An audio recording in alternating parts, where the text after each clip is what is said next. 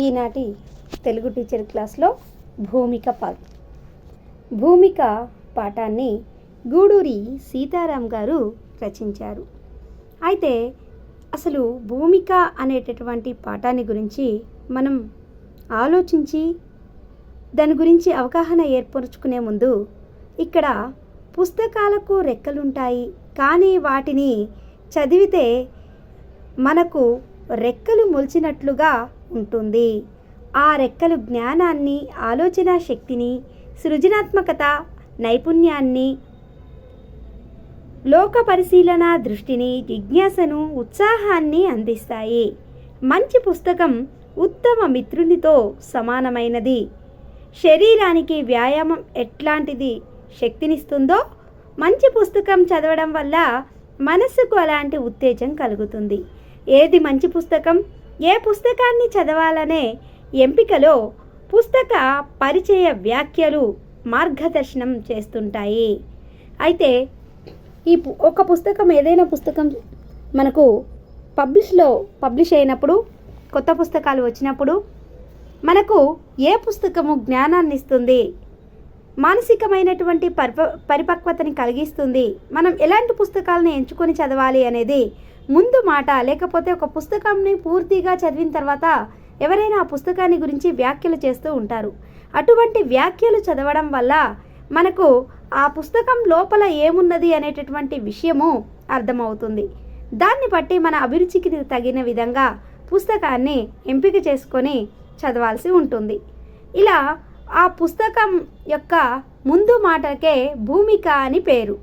అంటే పుస్తకం మొత్తాన్ని చదివే ముందు మనం ఎంపిక చేసుకోవడం ఎలా, ఏ పుస్తకాన్ని మనం కొనుక్కుంటే మనకి యూజ్ అవుతుంది అనేది ఎంపిక చేసుకోవడానికి ప్రధానంగా మనం పుస్తకంలో ఏది చదవాలి అంటే మొదటిగా భూమిక, మొదటి పేజీలో ఉన్నటువంటి భూమికని, ముందు మాటని చదివితే ఆ పుస్తకంలో రచయిత యొక్క హృదయం ఏ ఉద్దేశంతో ఆ పాఠాన్ని రాశారు, అందులో ఉన్నటువంటి విషయం ఏమిటి అనేది అర్థమవుతుంది.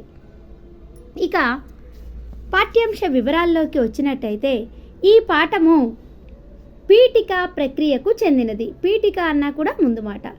ఒక పుస్తకం ఆశ్రయాన్ని, అంతఃసారాన్ని అంటే అందులో ఉన్నటువంటి సారాంశాన్ని, తాత్వికతను, రచయిత దృక్పథాన్ని అంటే రచయిత యొక్క ఉద్దేశాన్ని, ప్రచురణకర్త వ్యయ ప్రయాసలను తెలియజేసేదే పీఠిక. ఒక గ్రంథము నేపథ్యాన్ని, లక్ష్యాలను పరిచయం చేస్తూ ఆ గ్రంథ రచయిత కానీ, మరొకరు కానీ, విమర్శకుడు కానీ రాసేటటువంటి విశ్లేషణాత్మక పరిచయ వ్యాఖ్యకే పీఠిక అంటారు. దీనికే ముందు మాట అని పేరు. భూమిక, ప్రస్తావన, తొలి పలుకు, మున్నుడి, అముఖము మొదలైనటువంటి పేర్లు కూడా ఈ యొక్క భూమికకి అంటే ముందు మాటకి ఉన్నాయి.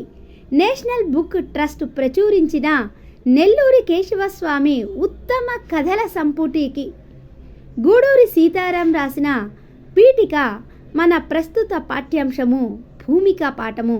ఇది 10వ తరగతి విద్యార్థుల 12వ పాఠ్యాంశంగా ఇవ్వడం జరిగింది. ఇప్పుడు మనకు ఈ మొత్తంగా అంటే పాఠ్యభాగ వివరాలు, చదవండి, ఆలోచించండి, ఈ రెండింటిని పాఠ్యాంశం యొక్క ఉద్దేశాన్ని తెలుసుకున్న తర్వాత మనకి వచ్చినటువంటి అవగాహన ఏమిటి అంటే భూమిక అంటే ముందు మాట. పుస్తకంలో ఏమున్నది అనేటటువంటి విషయంతో పాటు ఆ పుస్తకాన్ని రాయడానికి రచయిత ఎందుకు పూనుకున్నాడు, అందులో ఏమి సారాంశం ఉంది, అందులో ఏ విషయాల్ని ప్రస్తావించారు అని మరొకరు ఆ యొక్క పుస్తకం పైన వ్యాఖ్య చేయడం, లేకపోతే విమర్శ చేయడం, అందులో ఉన్నటువంటి గుణదోష విచారణ చేయడమే పీఠిక. అదే ముందు మాట. దీన్నే తొలి పలుకు అంటారు, దీనినే ప్రస్తావన అని కూడా అంటారు, దీనినే అముఖము అని కూడా అంటారు, అలాగే మున్నుడి అని కూడా పేరు. ఇలా పీఠికకు ఉన్నటువంటి, భూమికకు ఉన్నటువంటి అనేక పేర్లను, పర్యాయ పదాలను మనం తెలుసుకున్నాం. అంతేకాకుండా నెల్లూరి కేశవస్వామి గారు రాసినటువంటి ఉత్తమ కథలు, దానికి గూడూరి సీతారాం గారు రాసినటువంటి పీఠికని ఇప్పుడు మనం పాఠంగా చదువుకోబోతున్నాం. అయితే కవికి సంబంధించినటువంటి పరిచయం. ఇప్పుడు మన కవి ఎవరు? గూడూరి సీతారాం గారు. ఈ గూడూరి సీతారాం గారి యొక్క విషయానికి వస్తే, రాజన్న సిరిసిల్ల జిల్లా దగ్గర గల హనుమాజీపేట గ్రామంలో, చూడండి హనుమాజీపేట గ్రామం అనగానే మనకి సినారే కూడా గుర్తొస్తారు. ఈ సినారే తర్వాత గూడూరి సీతారామరాజు ఇద్దరూ కూడా ఎక్కడ పుట్టారు? హనుమాజీపేటలో పుట్టారు. అయితే ఈ గ్రామము గూడూరి సీతారామరావు గారు జన్మించారు. 1953 నుంచి 1965 వరకు సుమారు 80 కథల వరకు కూడా రాశారు. వీటిలో కొన్ని కథలు మాత్రమే దొరుకుతున్నాయి. తెలంగాణ కథా సాహిత్యంలో పేద కులాల జీవితాలను, అట్టడుగు వర్గాల భాషను అక్షరబద్ధం చేసిన రచయిత గూడూరు సీతారాం గారు.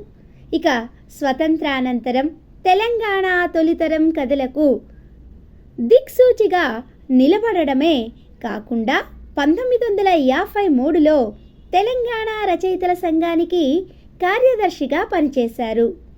పలు గ్రంథాలకు సంపాదకుడిగా వ్యవహరించారు గూడూరి సీతారామరావు గారు. అంతేకాకుండా మారాజు, లచ్చి, పిచ్చోడు, రాజమ్మ, రాచరికం ఈయన ప్రసిద్ధమైనటువంటి కథలు. తెలంగాణ భాషను, యాసను ఒలికించడం ఈయన కళానికున్న ప్రత్యేకత. ఇక్కడ చూడండి, గూడూరి సీతారాం గారి కళానికి ఉన్నటువంటి ప్రత్యేకత ఏమిటి అంటే, తెలంగాణ భాషా యాసను తన కలంలో ఒలికించినటువంటి కవి గూడూరి సీతారామరావు గారు. వీరు రచించినటువంటి దాదాపుగా 80 కథల్లో ప్రసిద్ధి చెందినటువంటి కథలు, బాగా పేరున్నటువంటి కథలు మారాజు, లచ్చి, పిచ్చోడు, రాజమ్మ, రాచరికం అనేటటువంటివి చాలా ప్రసిద్ధి చెందినటువంటివి. ఇక గూడూరి సీతారామరావు గారు 1953 నుంచి 1965 వరకు దాదాపుగా 80 కథలు రాశారు. వీరు అనేకమైనటువంటి కథలు, పేదవాళ్ళ యొక్క జీవితాలకు అద్దం పట్టేటటువంటి కథలను, అది కూడా వ్యవహారిక భాషలో, ప్రజల భాషలో రాసినటువంటి కవిగా ప్రసిద్ధి చెందారు గూడూరి సీతారామరావు గారు. ఇక మనం పాఠ్యాంశంలోకి ప్రవేశించి పాఠ్యాంశాన్ని గురించి తరువాయి భాగంలో చెప్పుకుందాం.